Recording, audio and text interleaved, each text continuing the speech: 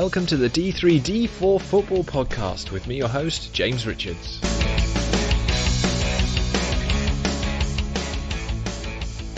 Hello and welcome to the D3D4 Football Podcast. It is Sunday, the 24th of October. The season is well and truly in its autumn days, and we have got so many results that I think were pretty surprising yesterday. Very much worth talking about in League 1 and 2. Loads of goals, loads of action. Apologies for not being here last week, but we are back with almost a full complement this week. No Dave, but Ed and Chris are here. Ed, how are you, mate? I'm okay. I didn't really enjoy my Saturday that much, if I'm perfectly honest, with the result I was at. But yeah, no, it's good to be back and underway with the pod again. Excellent stuff, Chris. How are you, mate? Yeah, not too bad.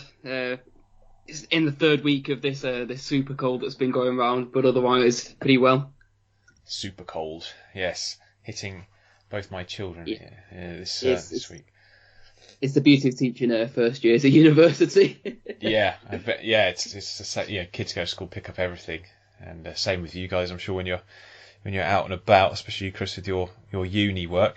Let's before we jump into football, quick shout out to the Big Step. Still doing great work as always in tackling and making people aware of gambling issues and the inundation of gambling ads in football. Hopefully we'll see some change over the next few years or seasons about this. We're seeing some clubs really start to get on board with getting rid of their gambling advertising and betting outlets in their stadiums. Brilliant stuff if your club is one of those.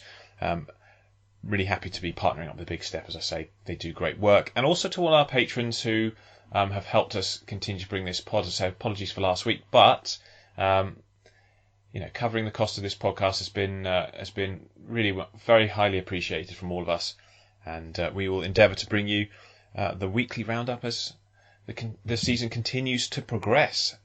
So without further ado, let's jump in, and we'll start in League 1. League 1. Right, Ed, just for you, I've decided to start at the Pirelli.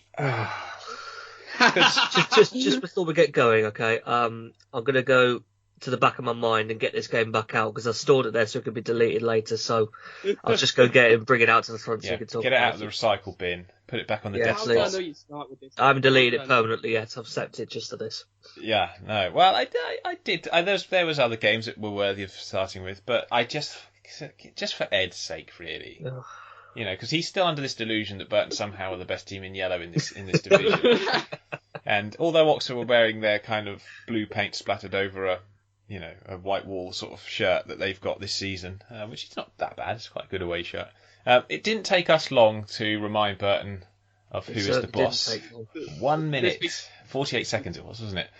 Yes. Matty Taylor running through. To be honest, I thought Burton would give us a bit more problems than they did, and as did I. Yeah, and although you got the goal, which I thought was just a bit of comedic defending from Steve Seddon.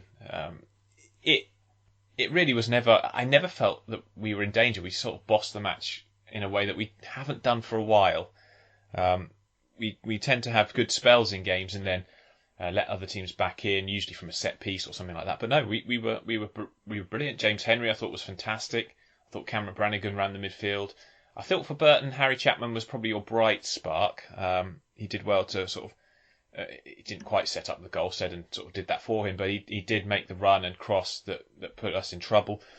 But Ed, it's firstly your take on Burton, because they're still doing pretty well this season. Let's not be too down on them, but it tends to be a few up and down results of late if you look at the form.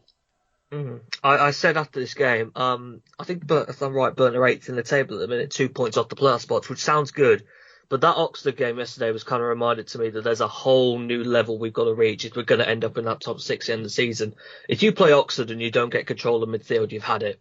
I think the midfield to me is probably my favourite part of the Oxford team. It's so fluid, so structured, and Herbie Kane at the base of it as well.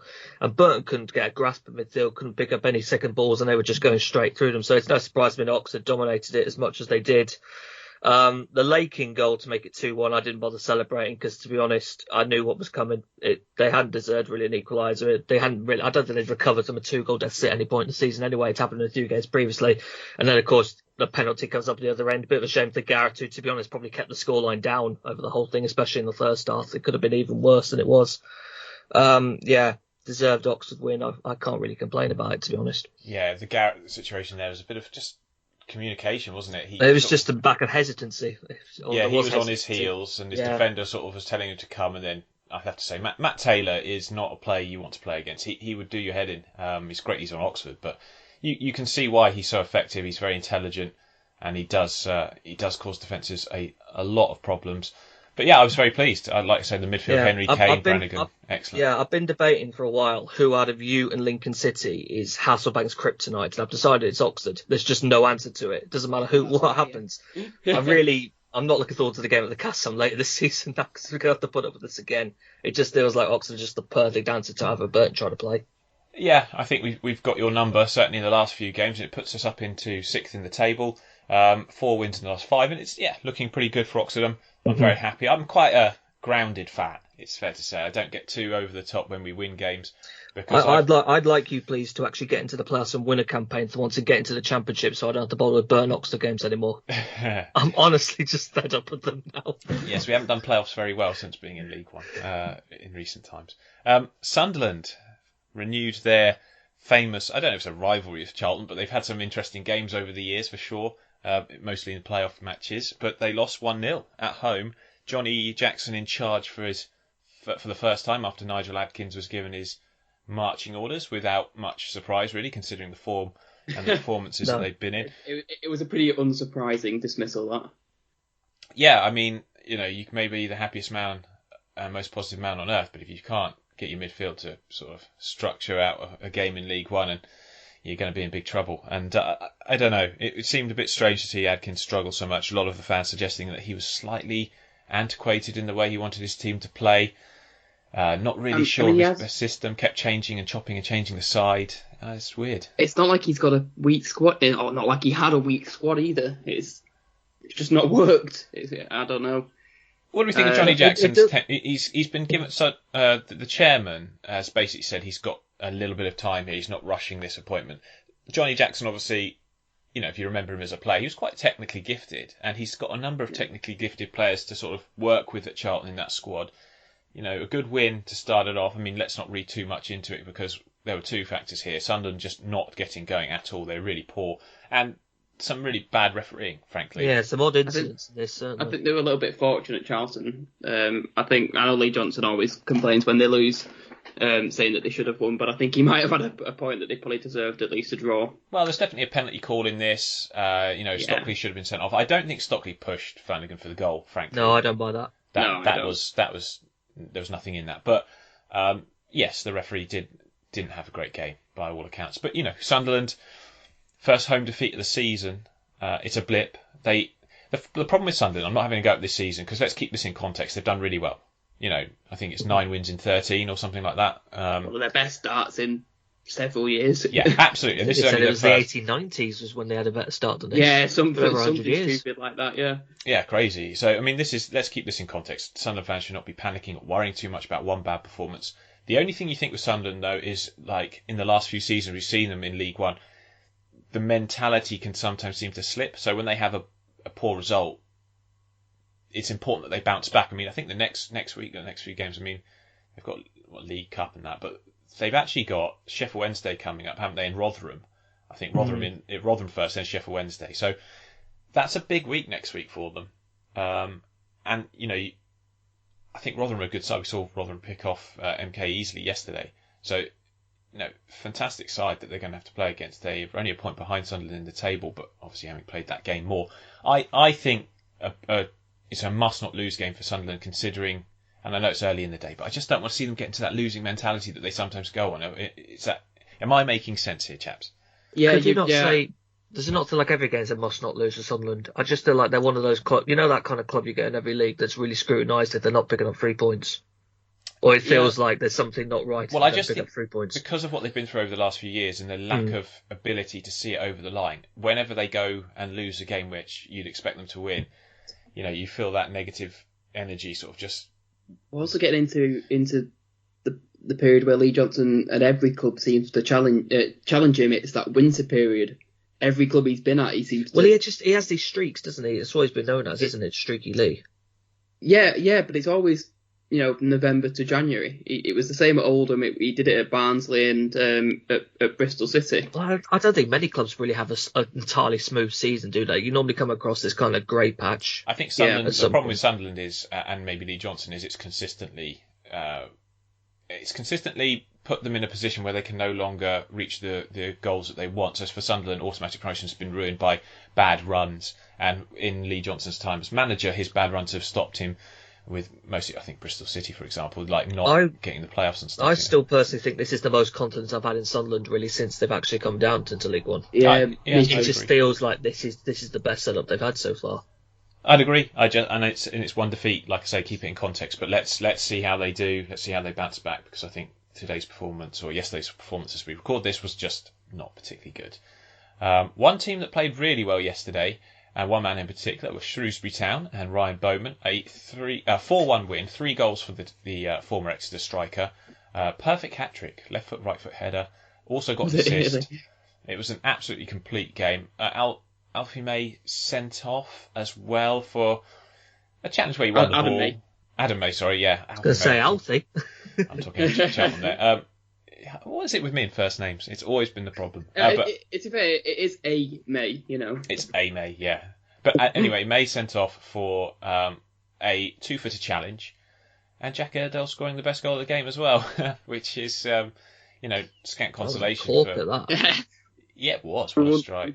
We won the goal. Talking about Bowman's hat-trick, I love the header. It feels a bit Peter Clarke-esque, as you see it comes into the left, and he just gets up above the back of his man, just powers a header down into the corner. It's like we expect a centre-half to do. It's a really good header. I have to say it's good to see Ogbeta back in this team as well. We know all the shenanigans with his agent and his trying to wangle a move in the summer, but he is a good young player.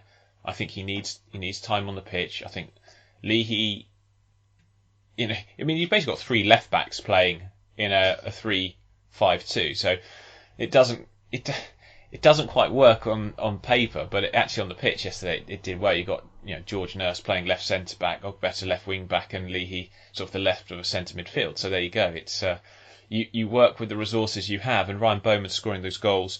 I mean, never thought he'd been necessarily prolific, because he does make a nuisance of himself, and he can.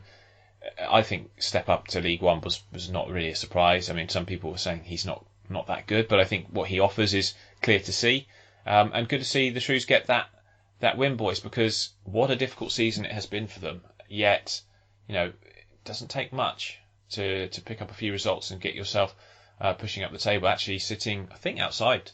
They climbed out the bottom floor with these recent couple of wins. Yeah, 2 wins in 3. Yeah, and I think were they both at home? I think they were, weren't they? They were. Yeah, which yes. This has been at home the last 3 games. Yeah.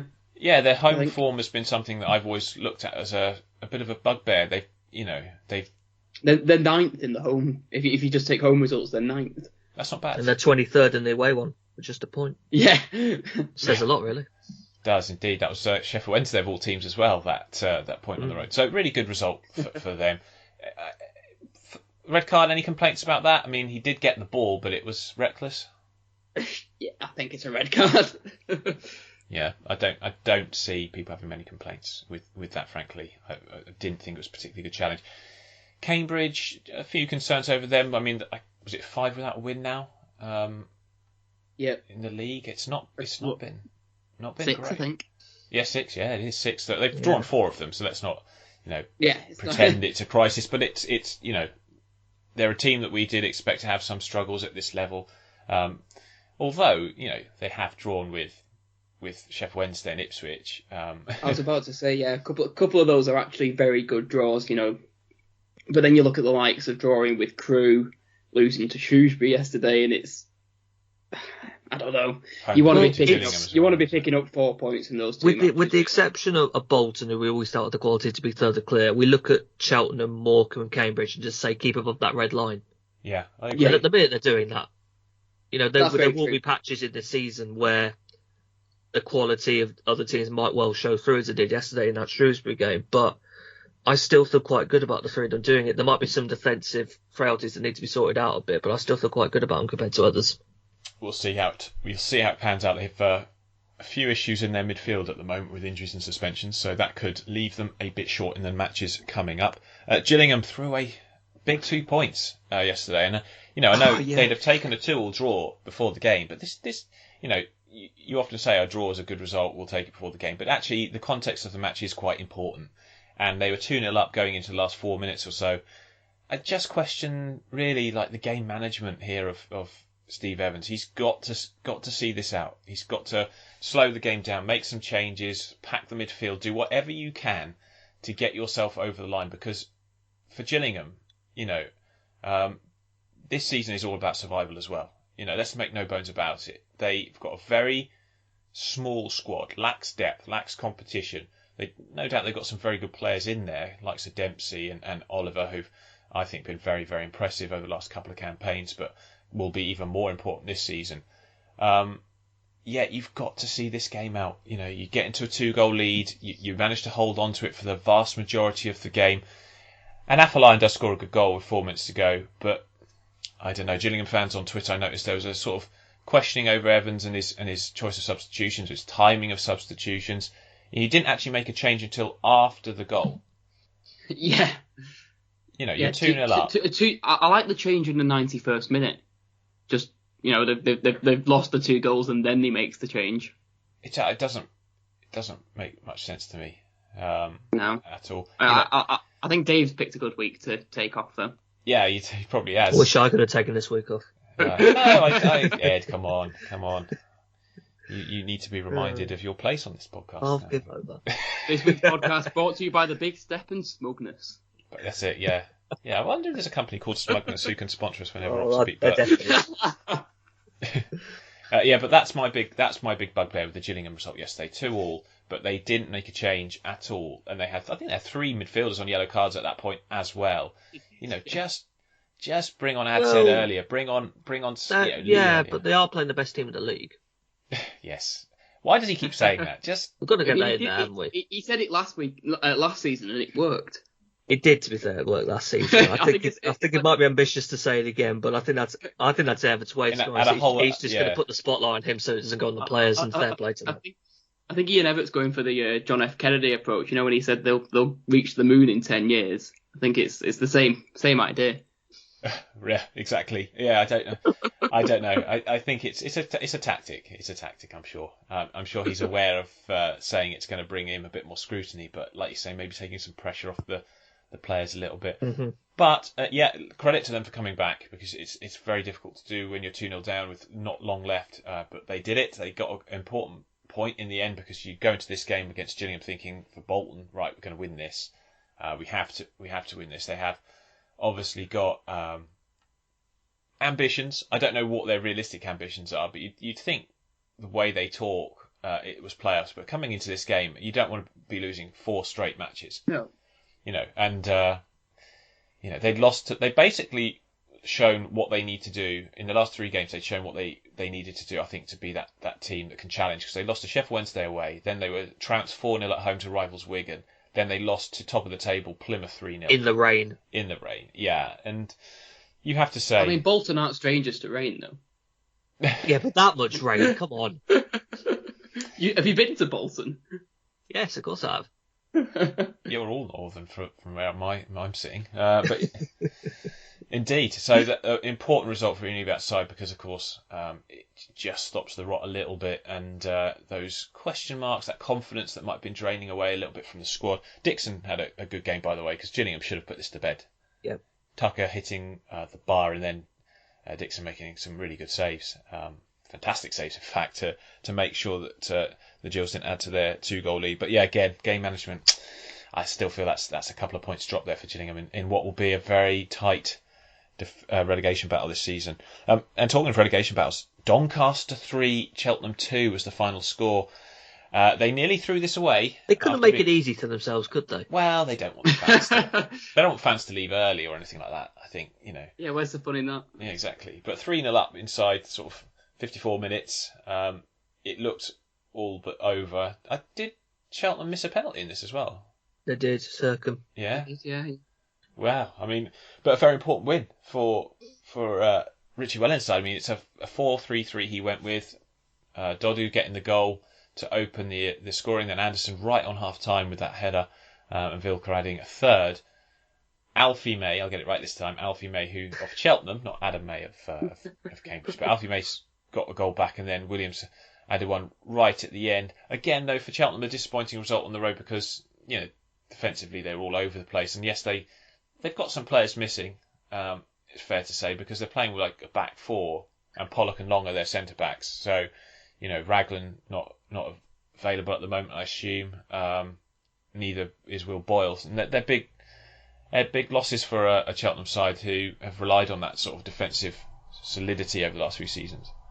Oh, they absolutely are. It's kind of weird seeing Cheltenham with a back four. I don't really associate them with it under Michael Duff.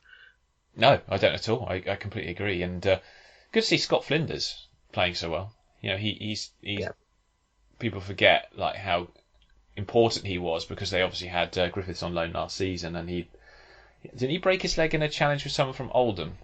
Is that? Possibly. I'm sure he did. George Williams, yeah. That was Forest Green, though, not Cheltenham. Yeah, that was Forest Green. No, I'm sure Flinders broke his leg against Oldham as well.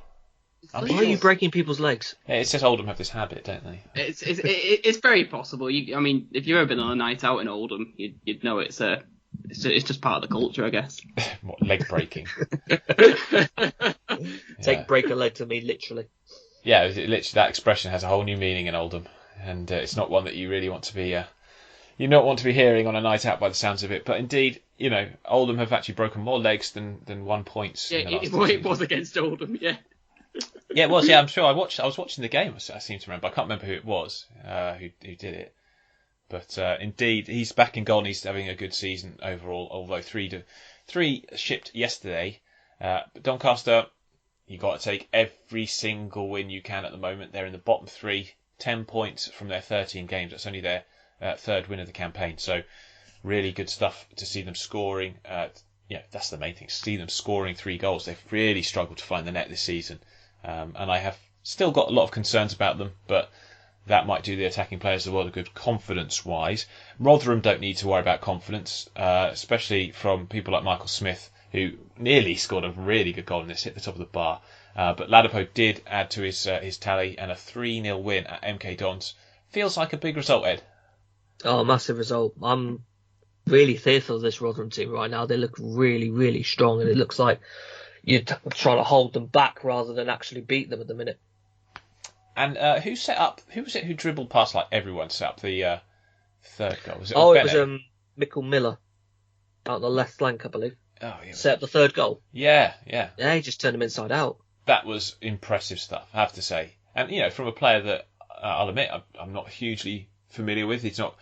I don't think he's been one of the main starters this season, but that was a lovely piece of skill. And just a very comfortable win against an MK side who, although they had 60% of the possession again, as per usual, didn't really do a lot with it. Only 2 shots on target in the game. Rotherham tend to be fairly good at going from back to front quickly, and whatever works for them because it's put them in a very good and comfortable position so far this season. Barlaser, I think, is probably one of the most impressive players in this team. When he's playing, you feel very confident. And Rathbone and Wiles in midfield, it feels like a nice little trio in the centre of that park for Rotherham. And a very big win, 3-0. I was a bit surprised. I knew there'd be a difficult sort of stylistic challenge for MK Dons, shall we say, but I wasn't expecting 3-0. Tabletoppers Plymouth drew 1-1 with Morecambe. I have to say, we didn't record last week, but Plymouth have really impressed me. Like, I love the way this team have been playing. A good result that for Morecambe, considering how well the Pilgrims have been this season. I saw them against Oxford, and I thought this is such an impressive team because in my personal predictions before the season started, I had Argyle in the bottom 3 based on just how bad they were at the end of last season. But Ryan Lowe deserves such a lot of credit for turning them around, stopping them shipping silly goals, looking much more solid. And just being fluid and getting forward and with purpose, with confidence, and against Oxford, they did to us what we did to Burton yesterday. That's how impressive they were. Very, very solid. Very good team. Had a game plan. I'm going to be hearing this a lot, aren't I?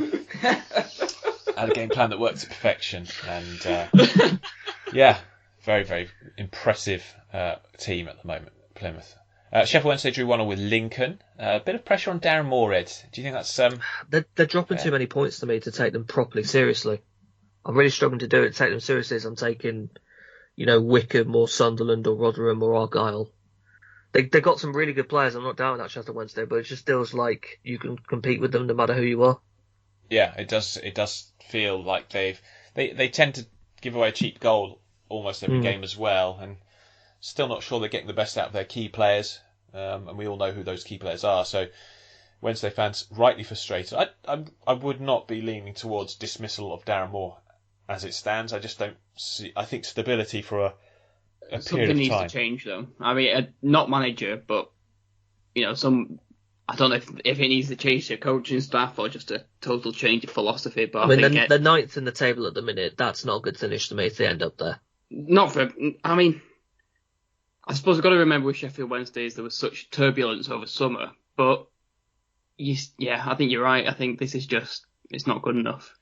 It is not, but it was always going to be a lot harder in this division than they thought. We've seen it with all the sides that came down and have come down in recent years. It's not an easy division, and this year in particular feels very tough. Ipswich beat Fleetwood 2-1, started to turn things around. Very impressive midweek win at Portsmouth as well. So Paul Cook's side just started to show a little bit of what we were, I guess, expecting, and shockingly, they're up to 10th now. Climbing that table, only 4 points behind Oxford, who, if I didn't mention it, Oxford beat Burton 3-1 yesterday and bossed the game completely. Can Ipswich stop getting their form now, just ahead of them playing us? No. So please, can they stop this? No, they might. Well, it could be that they focus completely on the league. It could work in your favour. They could put out a weakened side. We'll see. But absolutely impressive stuff from them. I slightly word of I suppose encouragement for Fleetwood, because they're a team that I thought at the start of the season looked in big trouble, but I think recent performances have suggested to me that despite their lowly position, they are a good side and they can play well. And they've done it a few times this season where they've got some real live wires and a decent group of players. So I'm not too concerned about them for some reason, even though they're struggling in the lower reaches. They do seem to have some good players and can turn it on. But at Ipswich, big win for them. Important to see them picking up points. Portsmouth failed to bounce back from their midweek mayhem, drawing 2-2 at Accrington. Always a difficult place to go. And Marcus Harness managing to pull them a point back from the brink late on in this one. Struggling Danny Cowley slightly at the moment. Portsmouth I'm fans. a bit worried about them. I mean, not in terms of relegation or anything like that, but it's been such a terrible start to the season. It's been so up and down, hasn't it? And I think it's basically a bit of a rebuild, to use an American sport term. It's a bit of a I thought they'd go into the season with the same squad and add to it, and I thought Danny Cowley would get this lot into the automatic promotion places, but they've just not they been able to recruited do that. late, didn't they? They struggled struggled in the transfer window, recruited late. I know that's partly that's not down to the coaches necessarily. I know there's been some structural changes at the back at Portsmouth, but it's not good enough even with the players that they've got. 1 win in 11. Yeah. That was a 4-0 win over Sunderland. That just sums up League One. Yeah, I mean, where under did that the Solent. That was down to the weather. I think played a big part in that one. But no such issues for Wigan or Wickham. Both those sides going strong. Wickham always do this. They always do it. They leave it late. Ryan Tefasoli with both goals in this one. I think I was chatting to Ian, our roving reporter, a couple of weeks ago, and he was saying that apparently Wickham are such an ugly team to watch, but so effective. Yeah, well, they do the job. They do the job. Never give up. Leaving it late. Poor old Crew. I have to feel sorry for them, sitting plumb bottom now, and the difficulties, the loss of players, it's coming home to roost somewhat. And I don't I don't blame David Artell. I think he's got a very difficult job when you lose the spine, the core, the key players in any team. And you can recruit, you can sort of try and replace them, but it's very difficult to replace what they've let go. Really, really difficult. But they were unlucky yesterday to concede so late on against the Chairboys. And I say Wigan beat Wimbledon 2-0. Very good result at Plough Lane. Great crowds they're getting at Plough Lane. Over 8,000 there. And they're averaging about 8,000, which is wonderful to see. I think we discussed this before, though. I reckon that's probably 8,000 sold tickets, not necessarily 8,000 in attendance. Maybe. What sort of club would count their attendance like that? Yes, it's certainly more common. I really hate it. I really hate it. I mean, it's gone the opposite way of what they used to do as well, when they used to, drop a few off the crowd to, save on the tax bill. Oh, is that what a lot of clubs used to do that, apparently. But it really bugs me. Just tell us the attendance. I've just noticed Wigan's defensive record, and Burton are playing them next away. They've conceded 9 goals. It's unbelievable, isn't it? It's crazy. Brilliant. Yeah, especially with the exception of Rotherham by quite a bit, actually. Yeah, it's impressive. Right. 9 goals conceded. Fantastic.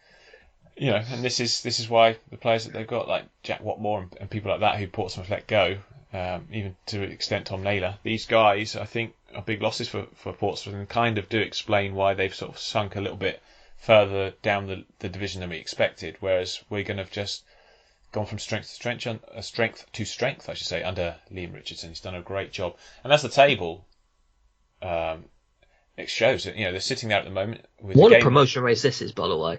It is, isn't it? Plymouth Argyle. When was the last? Have they lost the game since the opening day? They haven't. No, not since the opening day. Unbelievable stuff. They've lost 1 this season. Yeah, 1 in 15 games. I mean, that's impressive stuff. Really, really impressive. They're top with 30 points, level on points with Wycombe, who've got a game in hand. Again, Wycombe only lost 2, so really good stuff. Wigan, that great defensive record, sees them on 28 points from 13, so they do have a game in hand on Wycombe, 2 on Plymouth. Sunderland, very good goal difference. And a very good goal difference, plus 15. Yeah, it looks good, doesn't it? Sunderland and Rotherham, who play each other next, I believe, are 4th and 5th. Oxford leapfrogging MK, thanks to that 3-1 win at Burton, which was very dominant performance from Oxford, by the way. If I had £1 for every time you're going to say this season. In 6th. And then, obviously, MK, Burton, Sheffield Wednesday, Ipswich climbing to 10th. That's impressive. The best team in the division are 12th at the moment, Bolton. As the manager says himself, 12th. Top of the bottom half. Top of the bottom half, there you go. At bottom of the table, you've got Crewe, Doncaster, Charlton and Fleetwood making up the bottom 4. Shrewsbury, Gillingham, Cambridge, Morecambe, the teams currently just outside it. Portsmouth only just 3 points above that relegation zone. And Lincoln, AFC Wimbledon and Cheltenham, sort of the middle of the pack. As we jump now down into League 2. League 2. And guys, League 2, let's start with James Rowberry, the new manager at Newport. Local boy come good. Again, obviously been away, coaching at Cardiff. Comes back, local derby. I suppose this is kind of a local derby, isn't it? Sort of Newport, Bristol Rovers, not a long trip for either side. Yeah. And a very comfortable win for the Exiles. And Ed, firstly, what do you make of James Rowberry as an appointment? Seems sensible to me. Yeah, he's not someone I'm too familiar with myself. I understand he's got quite a lot of coaching experience with Cardiff, and that's real positive for me. I like that they're going down the approach of bringing in a coach. It feels a bit like Rob Edwards at Forest Green as well, someone who certainly has that know-how of looking after a team and developing a team. Maybe not much senior manager experience in a minute, but it's not like they've just picked up an ex-player who's just retired and slung him straight into management. So I'm feeling quite positive about what that can happen, certainly.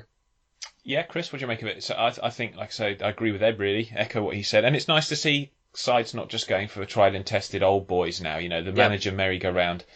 It's got that, it's proven to fail, because if these guys were good, they wouldn't keep being out of work, Well, exactly. I mean, we've seen at Charlton, we were talking about it before, going for a tried and tested manager, and it's obviously not worked. So I think with the likes of Rowberry, they've brought in someone that knows the club, which I always like personally, and I think a lot of clubs do. And as you say, they've come out with a 3-1 win yesterday, which is a fantastic way to start. Why not? He's got a good coaching record. How long are we going to see Bristol Rovers stick with Joe Barton, Ed? Oh, I don't know, James. Until he goes, I can't take them seriously, honestly. And they lost. I really feel for the the fans. They deserve better than what they're putting up with him, honestly. And they lost another cup final. Yeah, every game's a cup final. Lost another one. Yeah, 3-1 at home. I mean, it's been well publicised, the fans' sort of discontent with him as manager. It's been going on. I mean, there's a bit of a split, but realistically... How long's his contract? Because I'm just wondering, is the only reason he's in a job that they can't afford to pay him off or something? I dread to think if they wait till his contract, I dread to think what they could be. But do you know how long it is, though? I would imagine, I think it's a couple of years, 2-3 years maybe. I can't remember exactly. I suspect that's why he's in a job then. Although, taking my cynical hat off, he has gone... and got some decent results prior to this, But they're 18th in the table. They are. With a squad that, to me, has the players to challenge the promotion. I mean, but you say the decent results in the last 6. But there's a win against Walsall. Okay. There's a win over Carlisle, who have been terrible. Yeah, and then it's 2 draws against Bradford. That's a decent draw, and then Colchester, which is they should probably look to win that one. A bit of a meh. Yeah, it's interesting situation, and I'm not sure where this goes because I don't personally see them having a lot of success with Joe Barton in charge as it stands. But good win for Newport. Courtney Baker-Richardson and Dom Telford, Ed, nice little partnership they got going. These two have sort of been brought out of the cold, and Dom Telford in particular finding that, but just it's working well, isn't it? Yeah, some good thought. We were wondering, I think, about Newport pre-season where that goal scorer was coming from, that emergent strikers. And I think we might have found them in these two. They're doing very well. I hope so, because I get frustrated trying to guess what the striker partnership's going to be each week for Newport. And I think that's part of the problem. If you keep chopping and changing, you don't get into your rhythm. These two, obviously Courtney Baker-Richardson has injury problems, but Dom Telford, always was a decent player in his time at Plymouth and at Bury. So... good to see. He's always struck me as a kind of front 2 player, Telford. I wouldn't want him as like a sole focal point, but if you let him be a bit more expressive alongside someone else, I think you get really good stuff out of him. Yeah, but these two seem quite expressive as a pair, don't they? Like some of the goals that Baker Richardson is scoring, he looks quite athletic. It could be a bit of a find if he can keep fit because he's looking good so far. And I'm impressed with Newport. A great win for them yesterday. Hartlepool. I was keeping a close eye on this one because they were 2-0 down, and obviously know their home record. And I thought, but this is. Against a Harrogate, free-scoring Harrogate side who, netted 27 goals in the league this season. And they came storming back in the second half with just this absolutely wonderful 3 goals in a 10-minute spell. Mark Cullen, who has been struggling to get a start, has now got 3 in his last 2 for the team. Very impressive with him. We know his pedigree, but we know also his fitness issues. So those are 2 sides of the same coin with Mark Cullen. But, yeah, he's come back into the team. And this is just ridiculous. Because Hartlepool, apart from a defeat against Maidenhead at the sort of back end of last season, I can't remember exactly when it was, they haven't lost at home since like December 2020. Yeah. The new boys from the last 2 seasons are absolutely storming this league. I mean, you look at the top half of the table, you've got Barrow in 13th, Sutton in 10th, Hartlepool in 7th, and Harrogate in 5th. I've told you that the gap from the National League to League 2 is very small. You can manage it easily. It's almost inverse. And if you look at the players going into, we didn't even mention with Bolton, Sarcevic going to Stockport. Oh, you look at the strength of some of the players. An all-star team in the National League now would be amazing. I think we're getting to a position where actually it's slightly inverse in the quality of League 2. It's almost a step down from the National League. Well, the top clubs it certainly is, isn't it? Because you've got about 5 or 6 clubs in that National League. I mean, you look at how Southend are just bombing in the National League, and this is what happened. There's a lot of clubs I think who can get away with being quite poor in League 2. No doubt about it. There's 2 relegation spots. Exactly. So there's going to be a lot of teams here who, if you put them straight in the National League in their current situations, in their current squads, they struggle in the National League. Yep. And I think if you brought up a few of those teams from the National League and put them in League 2, they'd probably comfortably top half teams. I think looking at the bottom 4. in League Two, Oldham, Carlisle, Mansfield, Scunthorpe. I don't think any of those would do well in the National League. In fact, I think they would be right down the bottom of the National League. Yeah, I agree. I think they'd all struggle, frankly. I really do. I would, up to us, I wonder about Mansfield, because there just seems to be 3 spending in the National League. I don't really understand how the transfer window seems to be working down there, if there is one at all. They don't have a and if Mansfield were given 3 spending, I think they might get themselves in an alright position, but I definitely see what you're saying. Yeah, in terms of the quality of football they're playing at the moment, but yeah. Oh, for sure. I take your point on the transfers, yeah. Yeah, it's a completely different world, isn't it? Unregulated. Yeah, there's no transfer window, and there's no prop. I think there is some degree of spending limit, but I'm yet to figure out what it is. I don't know. Very high by the sounds of it. Well, I mean, as long as you don't spend more than the average value of a small Greek island, you seem to be doing okay in the National League. It does seem that way, but a great win for Hartlepool, 3-2, coming back. Dave Challoner's side, impressive. Ferguson again popping up with a goal. The left wing back, I like it when wing backs score. And he's been impressive in the recent weeks. And yeah, they just a very impressive side at home. And they got their first away win midweek as well. So, I do wonder if Hartlepool could get their away form in gear. They'll do well. They'll be right up there. And impressive couple of results from them. Port Vale have been impressing me as well. Won 7 of their last 10 games. A comfortable 3-0 victory over a very poor Colchester side yesterday. We'll come to them in a minute, but Ed, this Vale side, nice squad, finding consistency in their performances in their selection at the moment. Even without Jamie Proctor, who's picked up an injury, they bossed this game from start to finish, essentially. Yeah, I've got nothing but positive things to really say about Port Vale at the minute. It feels like the issues that they maybe had in the back end of last season have been addressed with the recruitment, and there's depth in all areas. I think when I look at the League Two table now, and who I'm fancying throughout max, you've got Forest Green out in front at the moment. I fancy them to stay there. Port Vale I quite fancy for an all-max spot as well, and that to me leaves it kind of open to that third spot as to who the third best team in this league could be. What I really like about Port Vale is the fact that Darrell Clarke is actually being quite good tactically, which is something that he's been really criticised on in the past. He's been very grounded as well, I've noticed in his interviews. Yeah. He's not going to head of himself one bit, which you could quite easily do, to be honest, in Port Vale's position. He's insistent that every game is mattering and that they need to get as strong as they can. Yeah, well, they switched to a 3-4-3 yesterday, and I love the fact they got Politic, Wilson and Rodney as their front three. I really Great do like that. It's outrageous, really, that, isn't it? Well, yeah, and then their midfield three, Walker's not playing at the moment. They had Pett and Conlon. Gibbo on the... You're playing a front three, by the way, and then you have Worrell at wing back. Yeah. That's not right. That's not fair. That's a cheat code in this division. That's not right. Politics on loan, right? Hang on, I'm just sending a text to the football authorities to report Port Vale for that. And then they've got Conlon in midfield as well. Tell them about that. That's not fair. Not fair. Yeah, Conlon has been... Conlon's brilliant. And, Nathan Smith has been the heart of this defence for a while. And apart from the sort of... I thought the blip at Sutton where defensively they didn't really turn up. They've been excellent this season.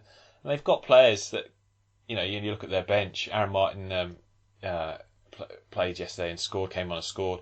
They've got Amu, who, was one of their sort of better players in John Askey's reign at the club. Jake Taylor, who, again, he was a guy that really did well while on loan from Forest. They did everything they could to get him to sign. And he's kind of been struggling to... I know he had an injury at the start of the season, but he's another good young player who... could possibly angle for more minutes. And Brad Walker didn't get a game yesterday, but a very strong player in midfield to bring in. So wonderful stuff from Port Vale.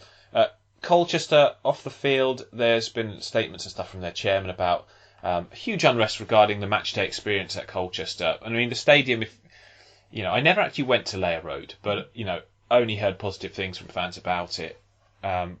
Very, very different experience. It's kind of the experience that you got as an Oxford fan you get from leaving the Manor and going to the Kassam Stadium. Terrible. You make a real effort with these out of town stadiums, and I don't know if you two have been to Colchester, but it's just such a bizarre location. It is a weird spot. Is it the A12? It's off or something like that. It's like on a little embankment off the A12. It's not really in Colchester, is it?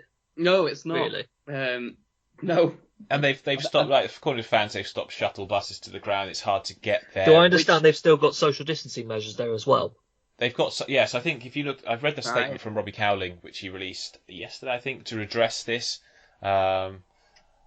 I don't know. I just asked the question on Twitter and I got a huge response, and I don't know whether that's got the attention of the club at all. But I mean, it was just, I've noticed their tendencies have been really, really poor. And he was trying to say in his statement that actually compared to the last season they had without COVID, it's not that bad, and it's only down a certain percentage. But it should be up on the pre-COVID times. People haven't seen football for 18 months. Yes, yeah, they are struggling. The match experience is really poor. He said he had to scale it back. They can't get staff, and there are mitigating circumstances. I'll give him that. But the poor football on display as well has done them no favours. And I mean, there are mitigating factors, but basic things like if you're building an out-of-town stadium, putting on a shuttle bus from the town, putting on a little bit of entertainment, having here a and tannoy there, that works, having a tannoy that works, thinking about a fan zone. It's the things that I've been thinking for a while at Oldham. Being that allowed to pay on the day, Yeah, and losing, like, I don't know about Colchester, but I know Oldham and other clubs, they've stopped with things like half-time entertainment, which I know is a small thing in the grand scheme of things, but given the half-time entertainment that was used to be put on at Oxford when I was a regular season ticket holder, I'm quite glad that they would have stopped. Burton used to just pull a fan out of the stands to do a crossbar challenge. Yeah, that's what we used to do. Penalties. That was quite fun, to be fair, but it was hilarious. We used to have a sponsor that was a tyre company, so they'd hang a tyre off the crossbar, and the goal was to get it through the tyre. I've seen people try and chip the ball into a skip as well. Just little things like that. The sponsors, yeah. It's a good laugh, yeah. I can see the groundsman having who put a skip in the middle of my pitch? Yes, I can see some of those commercial opportunities not going down well with the ground staff at some of these grounds. Especially League Two. Imagine if you're sponsored by like a weed killing company, I won't even go there. But yes, Colchester, a lot of unrest, a lot of issues, and I think the fans are sort of voicing their concerns at the moment. And a 3-0 defeat yesterday does no favours at all for their current plight. They're struggling. They've underwhelmed a lot of this season. Relied heavily on Shamal George to bail them out in matches when you look at the data. And I'd love to know how good he actually is. If it's just because he's taking a ton of shots, he's showing what he's about, or if he actually is a really, really, really good goalkeeper that's playing for Colchester. Just by the law of averages, he's saved a lot. I think he basically bails them out quite a lot, doesn't he? He faces, just on average, a lot more high XG chances because Colchester can't defend, even though they've got some good defenders. And he makes good saves and keeps them in games. Tranmere, 2-0 defeat against Northampton. Northampton on a decent run now. 3 straight wins, 3 straight clean sheets. A very good result yesterday for them. They're kind of like a mini Tranmere of Northampton, aren't they? They are in that way, aren't they? They're defensively solid and they just grind out wins as well. And they get goals from their defence as well. Tranmere. What an insult. No, mini's the wrong word. I don't know what the word is. Alternative. An alternative to Tranmere. I realised when I said mini, I thought, that's not right, is it? The point still stands. I know what you mean. And I like the fact that Atet's scoring goals now unknown from Spurs. Hoskins has come back after having COVID pre-season and got stronger and stronger as the campaign's gone on. Very impressive with the way that Horsfall and Guthrie formed a decent back two. I think when Guthrie's missing or Horsfall's missing, they do look vulnerable because obviously Nelson and Mills are long-term injuries at the moment. Koike's done well has done well at left back, covering for Mills. Sowerby is a very good midfielder. We've known about him for a while. Again, he had fitness issues at the start of the season, but he's nailed down a place alongside McWilliams. And Pinnock is a perfect foil on the left to Hoskins on the right, and they're playing this sort of 4-2-3-1. But they've actually played loads of different formations this season, including 4-4-2, 3 at the back at times. And I do like it. I do like what I've been seeing of Northampton, and not to be sniffed at these last few results. Very, very impressive. I think Dave was sort of the hottest out of the 4 of us on Northampton at the start of the season, but they're up into 3rd. I mean, where's that come from? Because they were, I suppose it just shows, doesn't it, a good run. But they had gone 4 without win prior to this run. 3 straight wins can propel you right up the table, and they've got Carlisle and Bristol Rovers next, so potentially they can continue to go on that winning trajectory. You do look at League Two and going down really to 16th, 17th. There's only a couple of wins between them. Yeah. So what are you trying to say, Chris? Oldham going on a late playoff push? Yeah. Come on, Keith. Yeah, come on, indeed. Exeter 2-1 win over Mansfield. Club record 14 unbeaten in all competitions for Exeter. Unfortunately, a lot of those are draws. Yeah, Mr. Draws is holding them back, really, isn't it? It is, but it's. I think if you look at them now, fourth 8 in the draws, table, and certainly getting into their rhythm. I think Archie Collins being out for as long as he was, it was a massive loss. Coley was out for a long time as well. Obviously, Sparks broke his collarbone at Leyton Orient and is still not back. So they've had a sort of disrupted start to the campaign in terms of personnel, but you can't deny they have got a very, very good squad. How many goals has Sam Nombe scored now? He seems to be in a real bit of rhythm, doesn't he? Nombe's on 6. Yeah. League. Matt Jay's on 8. Level with Armstrong.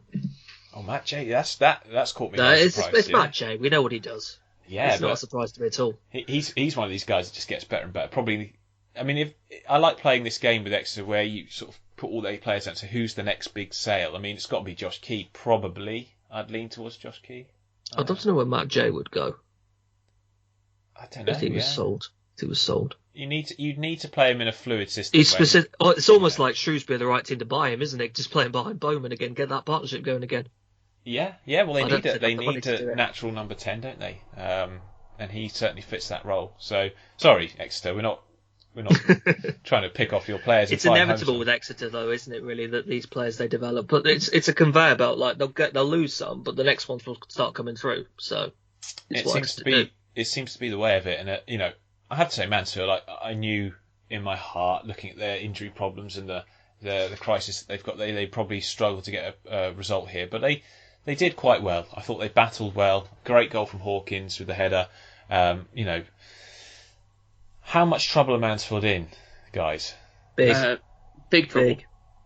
And is it simply because of injuries, or is there an underlying issue with this squad? Because they do this every year. I don't think it's just injuries. I think there's something fundamentally wrong at that club, and I don't know what it is.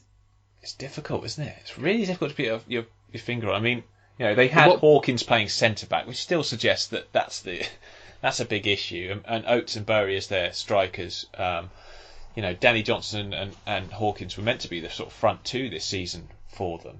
Danny Johnson has not really hit the ground running. Hawkins has had back issues and has had to play centre back recently due to the injuries. I mean, I was wondering maybe they'll bring Will Forrester into the side on loan from, I think, Stoke. But he arrived injured as well. So Maris had a lucky escape, it looked like, in sort of midweek with his, I think it was like a neck or something injury. Then he was down for ages. Or maybe that was last weekend. But it was good to see him back on the bench. Is that against Oldham? He hurt himself. Yeah, that's right. Was, yeah, he ran into his own fullback, I think, and hurt himself. I think it was a tackle from an Oldham player. Keeler Davis Dunn, wasn't it? Yeah, but Davis it was Keeler Dunn. I forget Davis his name. Keeler Dunn, yeah. Yeah, that's it. It was just I think it was a foul, but there was nothing malicious in it, and he ended up being, I think, 14 minutes were added onto that first half. Yeah, it was just precaution. I think his neck, wasn't it? What slightly worries me about Mansfield on the pitch at the moment is that Oldham are starting to take a little bit of a turn in the right direction. Carlisle are making changes to their management. They're currently in the bottom two. Yeah, exactly. Which says it all, really. And if they're not careful, there's a very real possibility that they could start to, drift away with Scunthorpe. But it's all fine because they've just brought in John Joe O'Toole, so that sorts everything. Oh.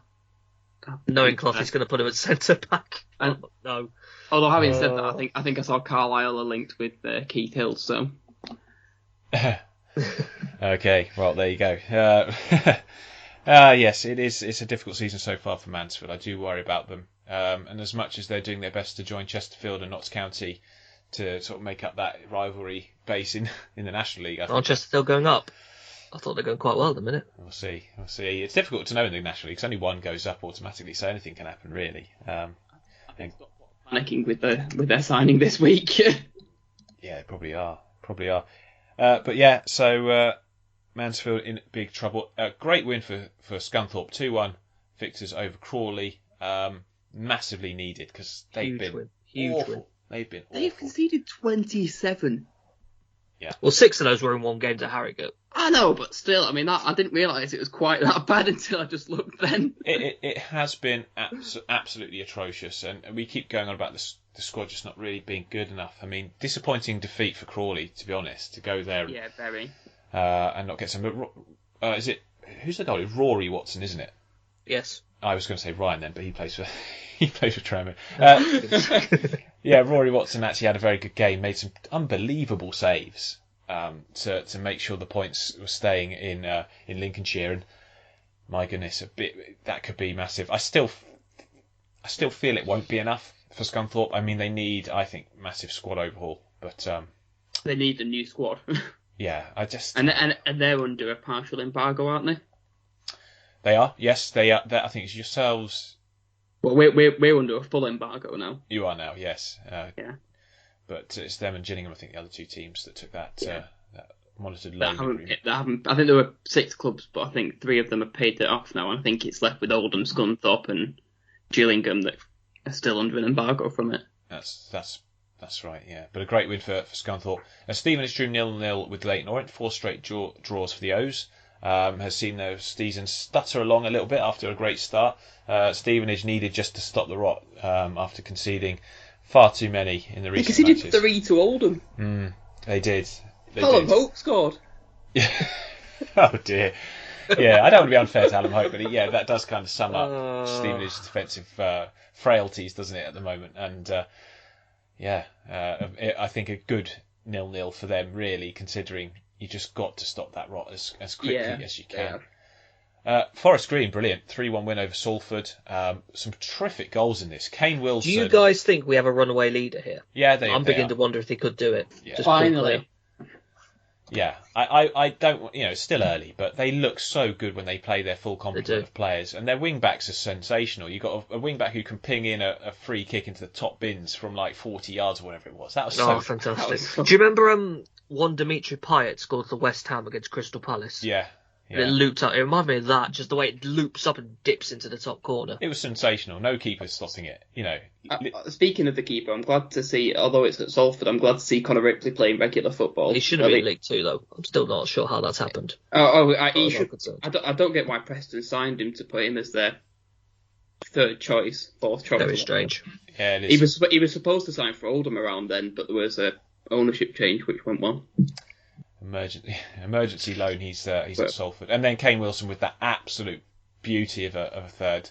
Forest Green going great guns at the top. Rochdale 3-2 win over Sutton, sort of harking back to Rochdale last season. This 2-0 up. Sutton get with 10 men back into it 2-2, and then Doody. Their first goal was lovely. Was it Doody or Morley who scored the winner? I think Morley, wasn't it? Morley, yeah. Yeah, Morley. But the first one from Newby, that was fantastic. A really lovely finish. They've got some great players, Rochdale. Like, Newby is one of them. Like these guys who can just do stuff like that. Great ball, by the way. Great ball into him, and he just finished it superbly. I love the way that Sutton never give up on anything, though. They are just that kind of side. Never say die, sort of. Exactly. And Swindon lost to Bradford. 3-1 win for Bradford. Big win for them. Great goal from Theo Robinson in this one, curling the ball into the top corner. A player who was much maligned by some fans at many clubs that he's been at, but I think he could be an important contributor. It's rubbish, James. You don't know what you're talking about. Yeah, that's it. Yeah, I've been told that before. Oldham and Carlisle drew 0-0. Oldham were robbed. They were robbed. That was a goal. I'm not happy with that decision at all. What was? So Keeler Dunn has a shot from. It hits the bar, and is it Bowden who puts in the rebound, and he's believed to be called offside? So there were 2 players that ran forward. One of them was offside, but not involved in play, and it might have been Bowden. I'm not sure. Who was well onside, tapped it in, and flagged for offside. Terrible. Awful decision. And actually, Oldham, I think, should have won just in the general passage of play. They had better chances in this game. Didn't Carlisle have like 1 shot on target? Something ridiculous. By most accounts, we were the better side, but it's one of those where when you're not playing well and the luck doesn't go your way, it just gets a bit frustrating.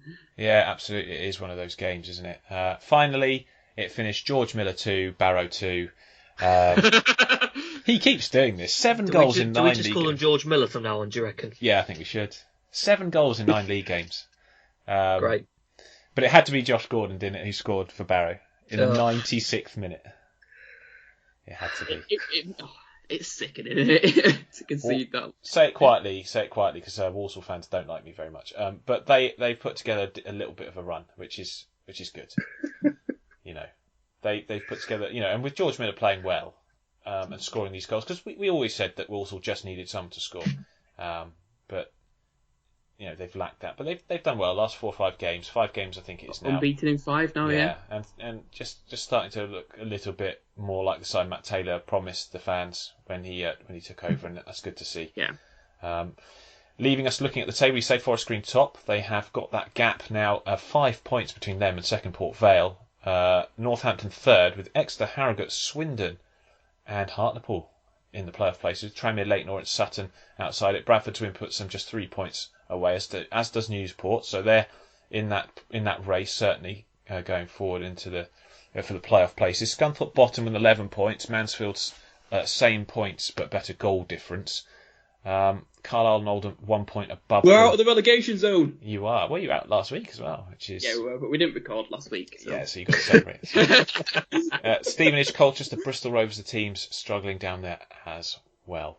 Right, we're done. Hope you've enjoyed this podcast, guys. Thank you to our patrons and all who listen. Chris and Ed, thank you for your contributions again this week. Yeah, always a pleasure. And we'll be back. Yeah, we'll be back next time to talk more about Oxford's win over Burton. So yeah, see you again soon.